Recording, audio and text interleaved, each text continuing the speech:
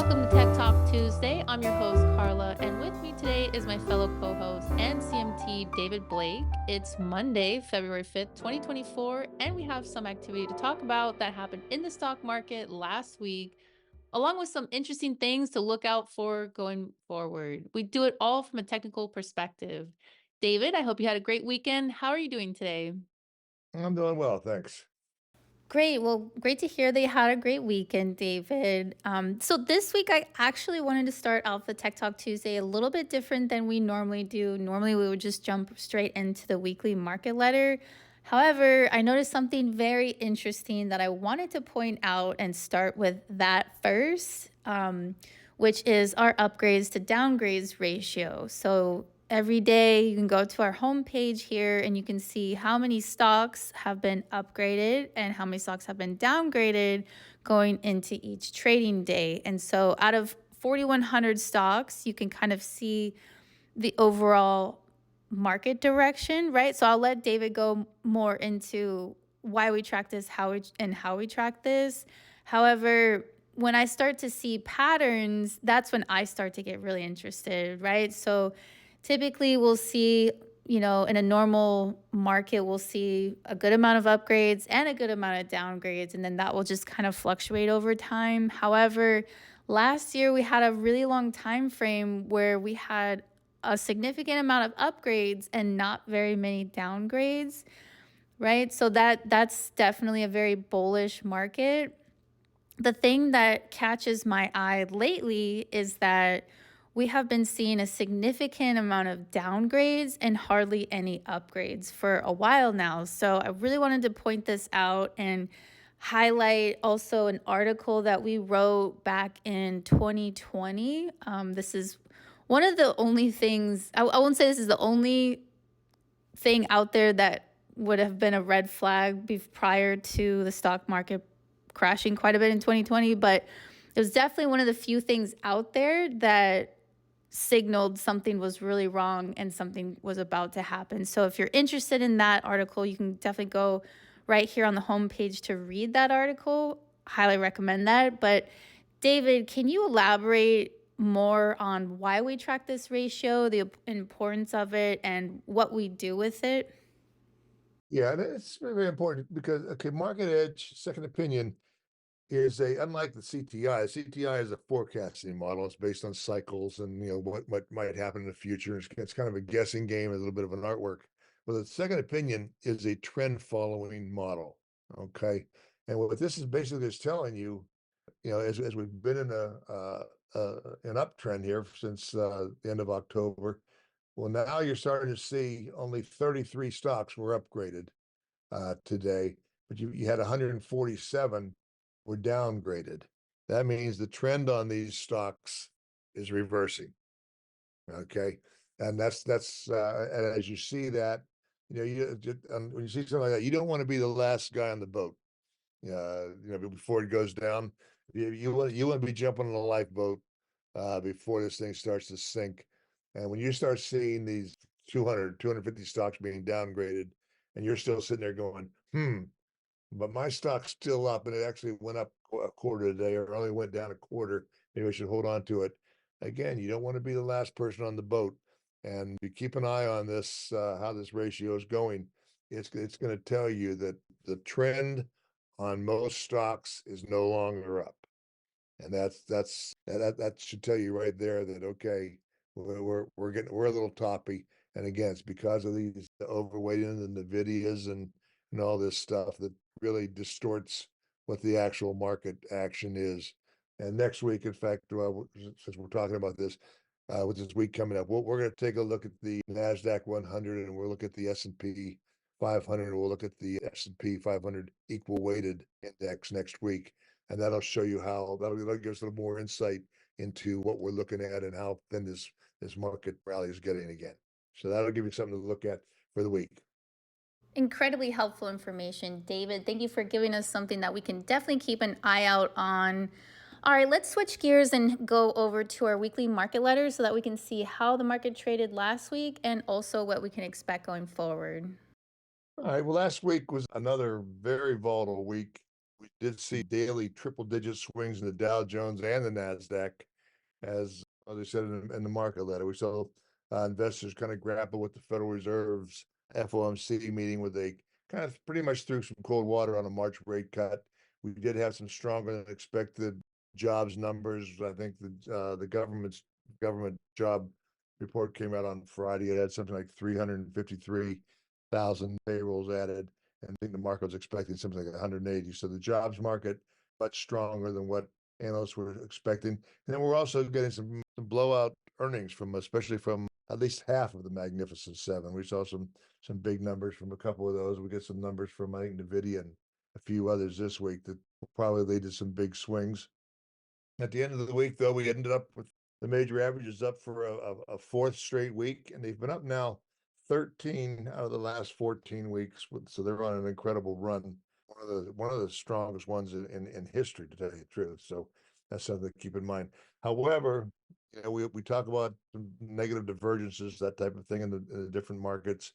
And the Dow Jones Transportation Index, the small cap Russell 2000, and last week the Philadelphia Semiconductor Index, which has been outperforming. They were all three of them were red. And I just want to supplement this real quick. A lot of times at market tops, especially even more so than the bottoms, you'll start to see a pickup in volatility, not actually registered in the VIX. The VIX will kind of be chugging along at a fairly low level, but the intraday volatility in the different indexes, you'll see a big pickup. And I think that's something you want to pay attention to in here. Like today, we're down 300 points, 350 points on the Dow. And last I looked, we were only down 200. So we're getting these big swings are still occurring this week. And keep your eye on that again, because historically, I've been doing this for 35 years, and that is a characteristic of a market top. You'll start seeing widening out of volatility. You get near a top, big swings. So that's something to look at, especially when you have the secondary indexes going it over. I think, in fact, the small caps have been down for the last 5 weeks. That takes away the talk that everyone says, about this broad-based rally that we're having. Anyway, so after the FOMC meeting, Powell came out with his comments, and he basically said, we're not going to, March really isn't on the table for a rate cut. You saw 10-year Treasury rate go back above 4%. It landed at 403. I think this morning we're up around 4. It got as high as 414. Part of that was due to Powell over the weekend. I think it was on 60 Minutes. He gave a little interview, and he also reiterated that March is not being considered right now for a rate cut. So that confirmed the fact that we're not going to see a March rate cut, and that caused the rates to go up a little bit. Last week, though, while we're getting these big spreads, we did get new highs in the Dow Jones and the S&P 500 and the Nasdaq 100. The Nasdaq has to get up somewhere in 17.3, so we're still about 500-600 points in the Nasdaq before it's going to break out to a new high. What if it may get there on this rally? We'll have to see.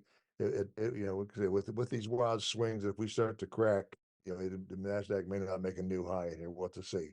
But anyway, on Friday we got some earnings from Meta Platforms and Amazon. Meta Platforms, that stock jumped to about 20-some% on Friday alone, a huge beat.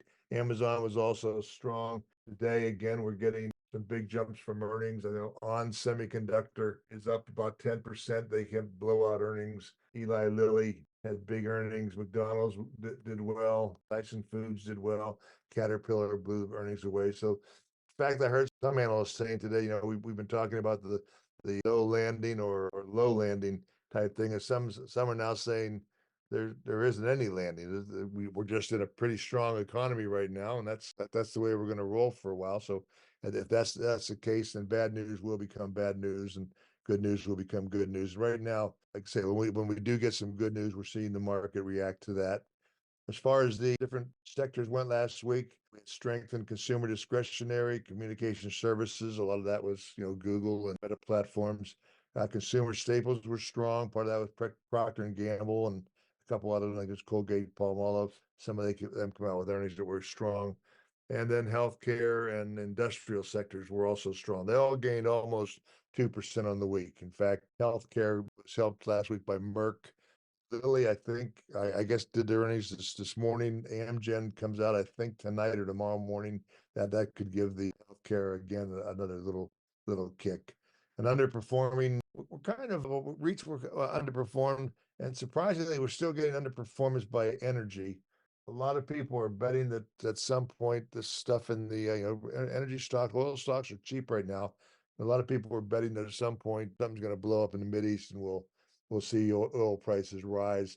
You probably don't want to be short. I mean, the oil prices are seem to be trading pretty consistently right now between 70 and say 78. I would be more inclined to think that you would buy it at around 70 and then maybe short around 78 rather than just buy and hold and ride it all the way up until we see a break in that pattern.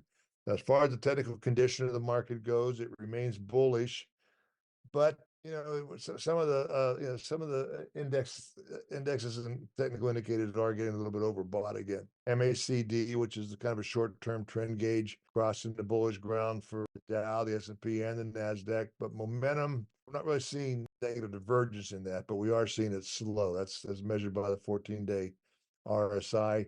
Again, weakness in the secondary indexes continues to throw up that red flag.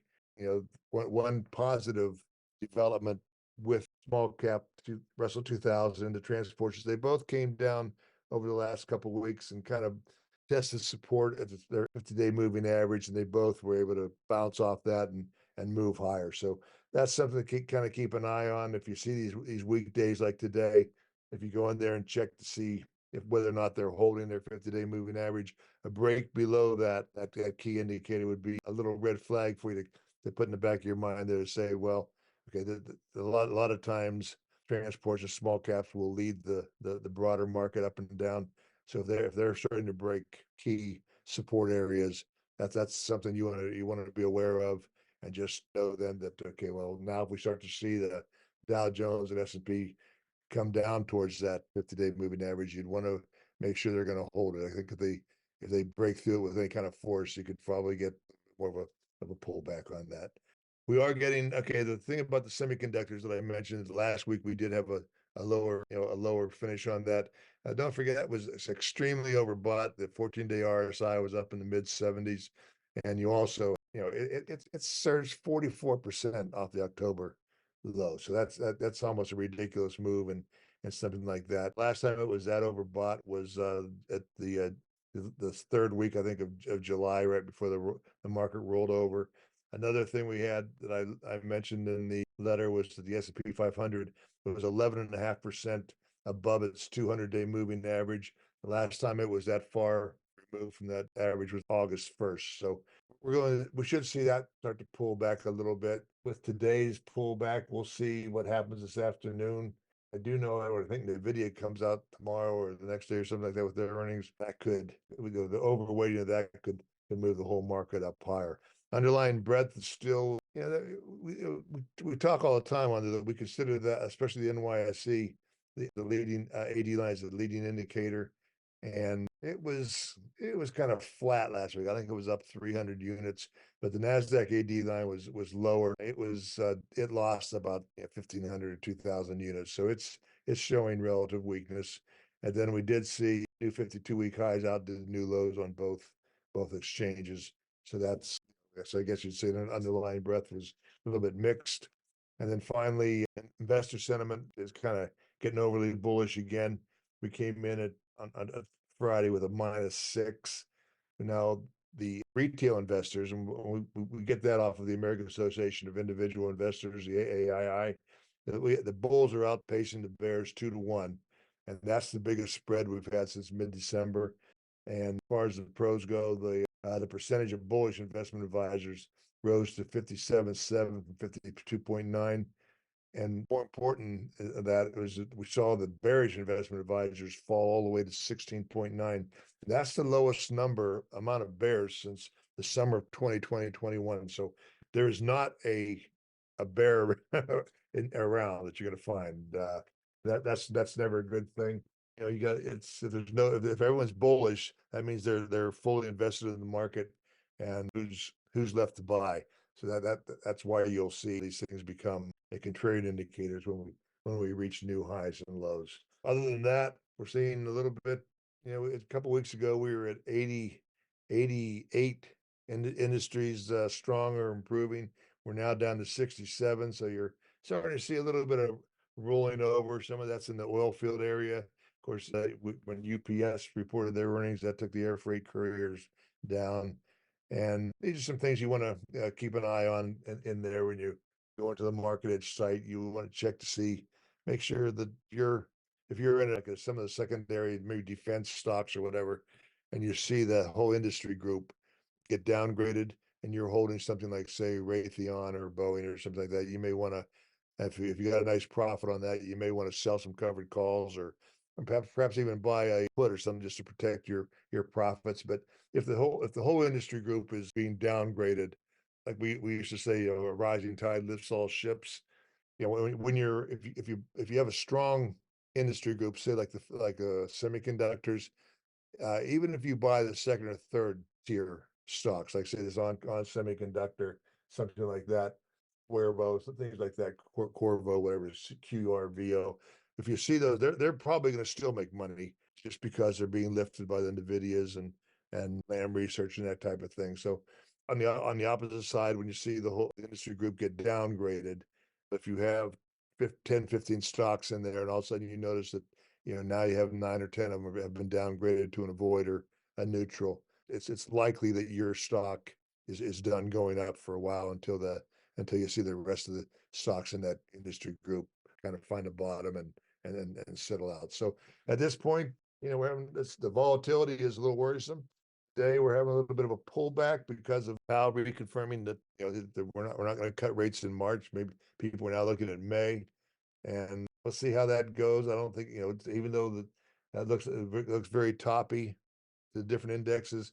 I don't think you can just go out there and massively sell everything, but I would be, loosening up a little bit and maybe putting in some stops and just trying to, just keep a little closer eye on some things. Maybe sell some covered calls. You can go out a month or two, or pick up some premium.